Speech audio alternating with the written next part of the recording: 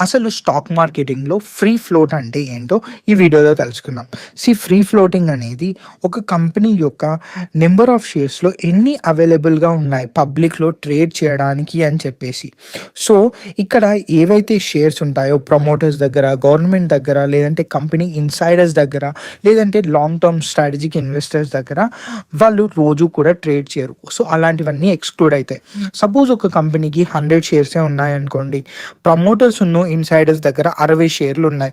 అలాగే public investors దగ్గర share మార్కెట్‌లో 40 షేర్లు ఉన్నాయి. సో, ఈ 40 షేర్లను మనం ఫ్రీ ఫ్లోట్ అని అంటాం. ఎందుకంటే వీటిని మాత్రమే యాక్టివ్‌గా షేర్ మార్కెట్‌లో ట్రేడ్ చేస్తారు కాబట్టి.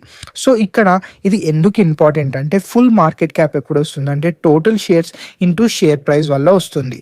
అలాగే ఒకవేళ ఎక్కువ షేర్స్ బ్లాక్ అయ్యి ఉంటే చాలా తక్కువ షేర్స్ ఉంటాయి కాబట్టి లిక్విడిటీ కరెక్ట్‌గా ఉండదు. అందుకే ఫ్లక్చుయేషన్స్ ఎక్కువ రావడానికి ఛాన్సెస్ ఉంటాయి.